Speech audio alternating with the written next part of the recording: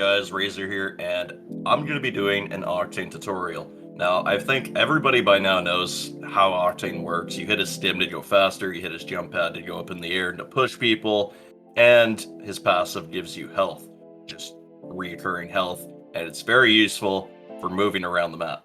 So I figured I should do a gameplay overview instead. Like what was going through my head when I dropped this 15 kill, 4700 damage Octane gameplay. So first of all, I didn't even drop that hot. There was literally one enemy at energy, and it was just this poor Bloodhound. Landed with our full team, and we got him out of the way really quickly. Nothing much to say here. But this just shows that you don't have to land specifically in the hottest spot to get a really good game. Maybe not, you probably won't get a 20 if you don't drop at the hottest spot, but you can easily still drop 4Ks, etc. So I moved pretty quickly, I hit a jump out of there, and I hear the shots. Like, I'm always moving to shots. Like if I see one team and I'm not fighting with them yet, but I hear shots behind me, I'm turning around and I'm pushing the shots instead because there's more kills there and they're easier kills. Especially with the res going on right there, as you can see. There's a lot of free kills in this area, so I made sure that I pushed over here instead. And notice how I like to keep height here. I didn't push straight into the fight because I didn't know how many teams were still here. I'm playing on this height, this edge of height, and I'm just beaming people at the flat line instead of pushing in. Once I got a bunch of knocks though, that's when I push in. But honestly, it was still a little too early because when I do push in, I get pushed by the rest of the other team, as well as the last guy on the first team that I was beaming. So as soon as I realize that I'm getting surrounded, the first thing that comes to mind is jump pad, get out. You don't need to sit there and fight forever. Disengaging is a very useful tactic in Apex Legends and any BR. Disengaging and re-engaging is just one of the meta tactics. It's just how you survive, and it's how you pick up free kills on top of it.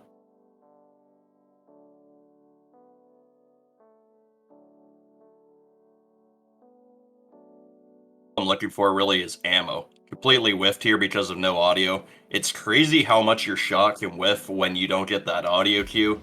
I actually almost pooed my pants when I saw that Horizon, and I looked awful doing it, so please fix your audio, Apex. Pretty please. Anyways, we pop that battery to get full. Almost get the kill here. Teammate picks it up, that's okay.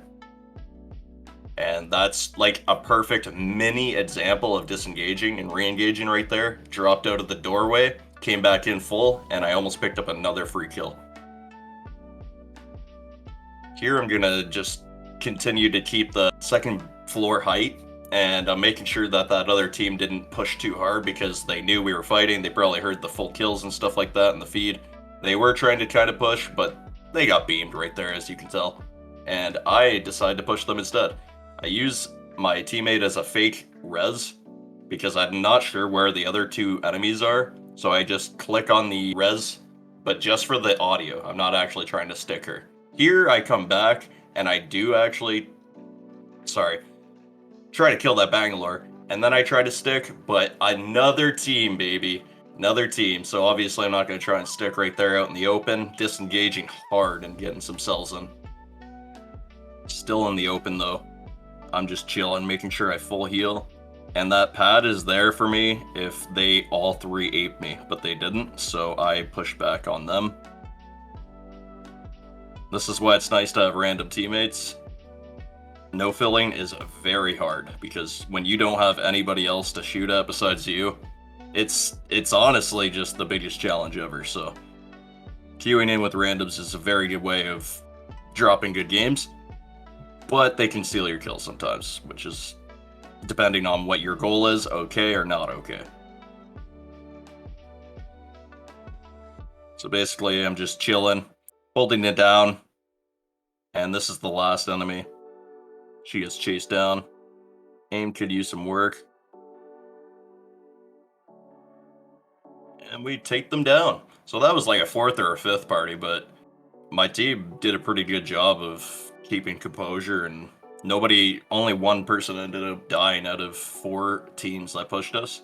So I'm pretty happy about that. And we go after that res beacon, but guess what? There's another team. So we stim out, try to disengage. I thought I was dead here, to be honest. I was right underneath the entire team. Almost lost my shield immediately.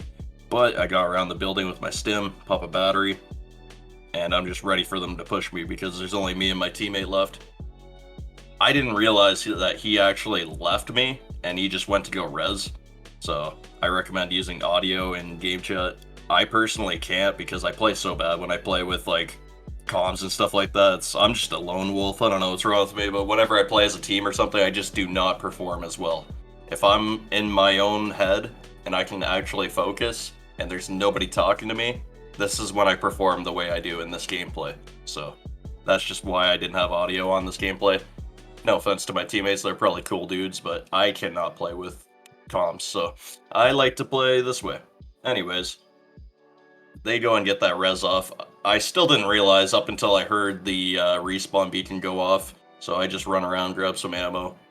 Not sure why the other team didn't push me hard, but I just took advantage of it in this situation. I'm just making sure that I always have ammo. Notice that that's literally the only thing that I go for.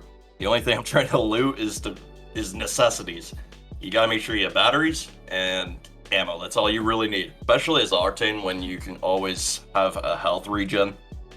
You don't really need to stack too many meds. So just like 4 syringes and 2 medkits if you have the space for it. But if you don't have a big bag, just grab 4 syringes and just use syringes. Ditch the medkits.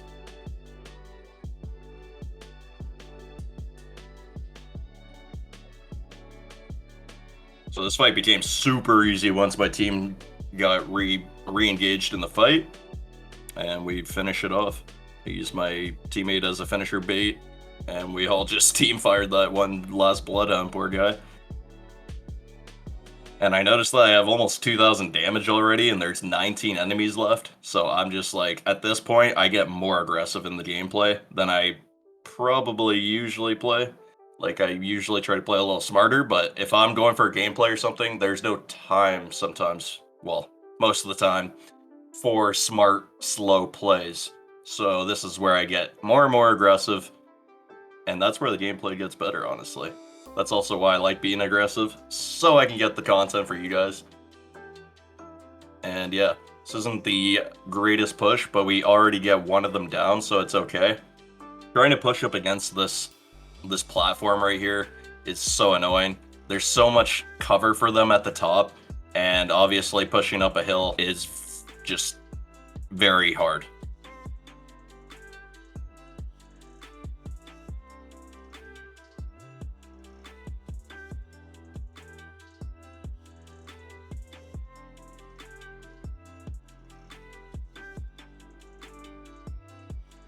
Am I crazy, or does this... Oh, okay, so Loba opened this care package. I almost lost my mind for a second. I was trying to figure out why that care package opened itself.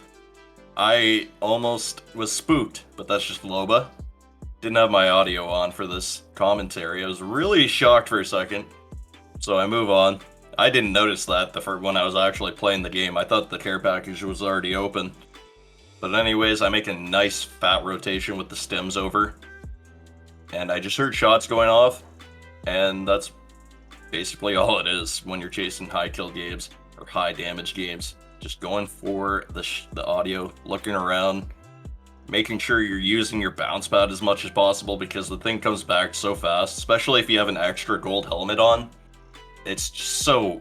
like, you literally get it back in like 30 seconds. I'm not sure exactly how fast it is with the gold helmet, but it is ridiculous. Make sure you're using it as much as possible. I take advantage of this guy being a good teammate. I know I full killed that Loba, and I see a Caustic from the same team running towards a beacon. So I'm 100% sure that he's going for the res, and I pick up a free kill because of it. Feels bad for my homie. That's being a homie. Grabbing his homie. But the Valkyrie gets destroyed. She's not a homie. She's using the Devotion Turbo. Yeah, I mean, at this point, I was just honestly really mad about the Devo.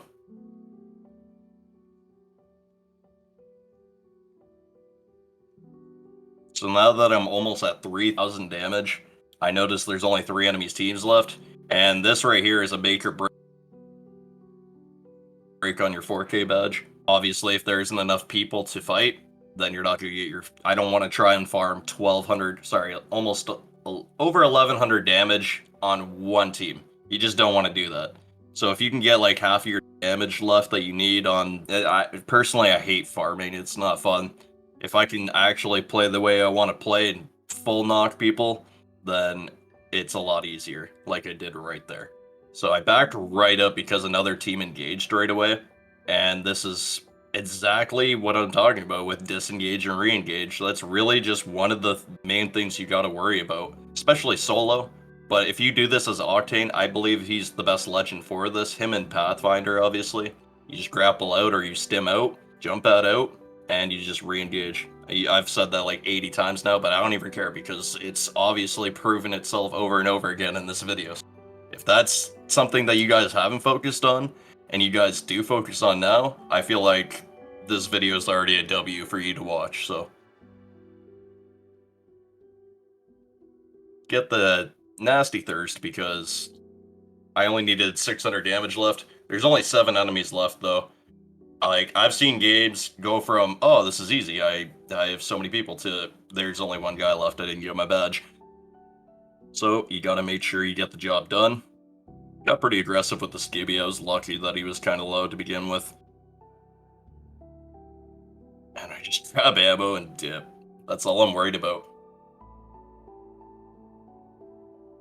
I should have let my team know earlier, but eventually I do let them know that I'm really close to a 4K, and they're pretty cool. They just kind of backed up and let me mess up the last team. But this is pretty textbook gameplay right here. Nothing to say here. Just finishing up this team. This team that pushed us was very single file compared to us. I stuck pretty close to my team for most of this gameplay, and my team actually kept up with me at pretty fast Octane, so kudos to these randoms. These guys are, honestly, the fact that they can keep up with me makes them talented players. Not saying I'm talented, but these guys are cracked.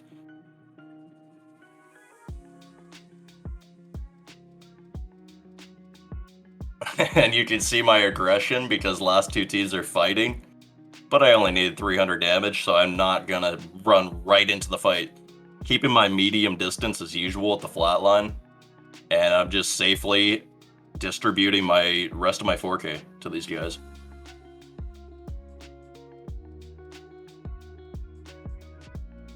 Once I got it, I made sure I let them know so that they get back into the aggression mode.